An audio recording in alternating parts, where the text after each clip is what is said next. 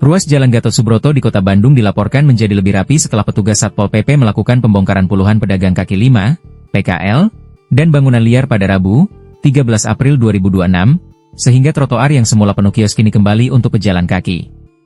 Pantauan di lokasi menunjukkan trotoar dari lampu merah Laswi sampai Binong kini bersih dari kios semi permanen.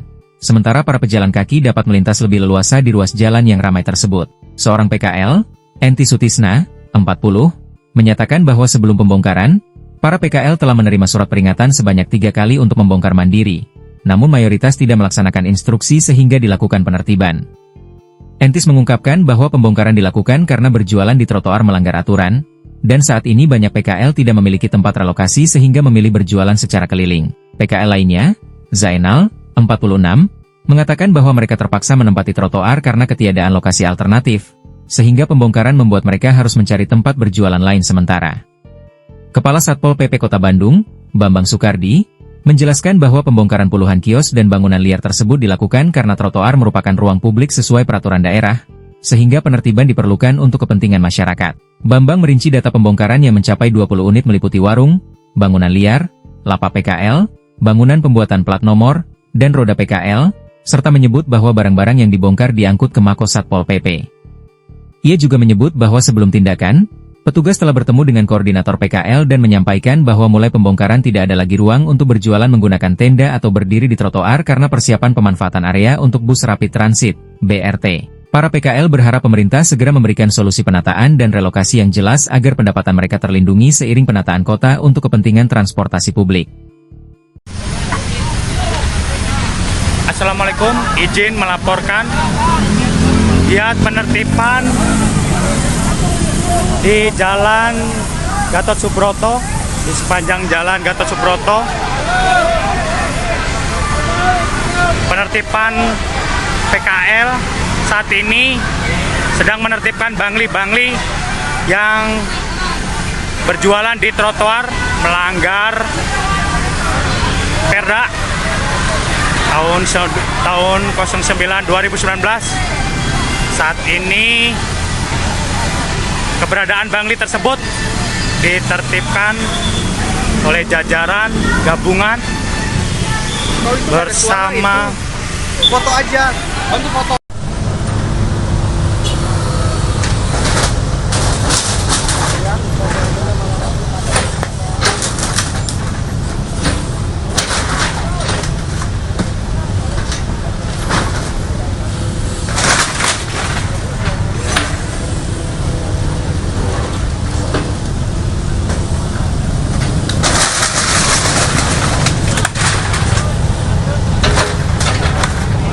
Penertiban bangunan liar kios yang berada di sepanjang Jalan Gatot Subroto kemarin. Kurang lebih sekitar 5 kios bangunan itu kita angkat ke Mako 1. Kemudian kurang lebih ada 15 bangunan juga yang sudah kita bongkar dan kenapa? Karena itu berada di sekitar trotoar. Kenapa? Karena trotoar merupakan ruang publik, terus terang aja berdasarkan Perda juga udah jelas bahwa itu untuk kepentingan masyarakat. Nah, tidak hanya itu, banyak juga kegiatan-kegiatan yang kita koordinasikan dengan para koordinator PKL, terutama yang berada di samping TSN. Kita ketemu dengan beberapa koordinator PKL, kita sampaikan mulai saat kemarin sudah kita bersepakat tidak ada ruang untuk berjualan baik dengan menggunakan roda, apalagi membangun tenda-tenda. Kenapa? Karena kita betul ingin menata bahwa Jalan Gatot Subroto juga bisa nyaman lah. Tidak hanya itu, kita juga menghimbau kepada para juru parkir tidak menggunakan trotoar untuk parkir liar. Nanti kita akan koordinasi dengan Disub Kota Bandung untuk melakukan penertiban apabila himbauan kemarin itu tidak dilakukan. Jadi pada prinsipnya kita terus aja betul-betul akan melakukan kegiatan penertiban penataan kota ini tidak hanya di Gatot Subroto. Kemungkinan kita juga akan lanjut kepada Cicadas Market. Bahwa kita sudah melakukan kemarin 3 kali tahapan pembongkaran untuk kios-kios ataupun lapak yang tidak digunakan di Cicadas Market. Kita sekarang pun sedang melakukan pendekatan kepada koordinator bahwa bagaimanapun juga bahwa Jalan Ahmad Yani atau Cicadas Market itu kan akan menjadikan lokus daripada BRT juga, pasti itu nantinya akan kita tertibkan. Makanya kita melakukan sosialisasi agar segera koordinator untuk bisa menyampaikan kepada para pedagang sebelum kami melakukan penertiban pada waktunya. Tidak hanya itu, termasuk yang Jalan Banten ada beberapa bangunan yang berada di atas saluran. Itu pun menjadi lokus yang akan kita lakukan penertiban. Kemudian kita pun akan lanjut melakukan penataan PKL dan ya mungkin nanti penertiban juga lah ke daerah Panjunan, Astana Anyar, Pajagalan, dan saya ucapkan terima kasih kepada para PKL yang bekerja sama dengan kita yang sudah mengosongkan jalan Ibu Inggit. Kenapa? Karena di sana kan ada heritage, ada rumah Ibu Inggit. Nah itu akan betul-betul ditata oleh pemerintah kota. Ya, dengan adanya komitmen tersebut, tolong untuk betul-betul bisa ditati.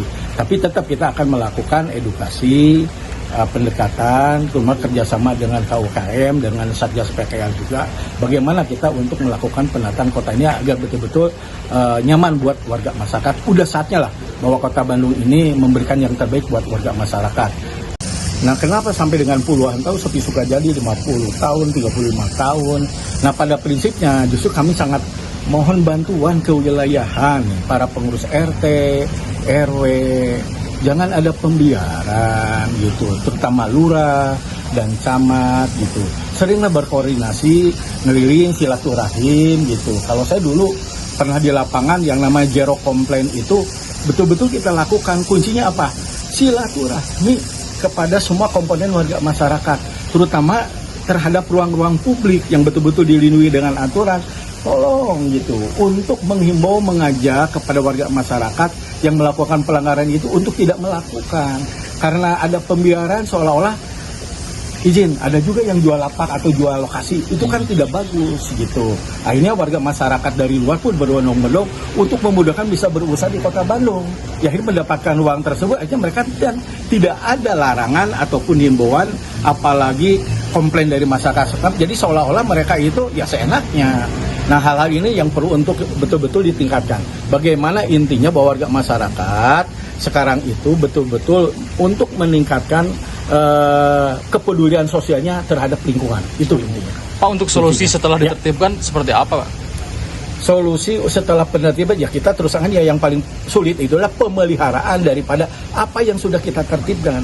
Kita kan Satpolnya udah banyak melakukan berbagai macam kegiatan penertiban, tidak hanya di badan jalan, trotoar ataupun pengaduan warga masyarakat, apalagi Pak Wali sangat rajin melakukan siskamling siaga, itu kan banyak sekali komplain dari warga masyarakat.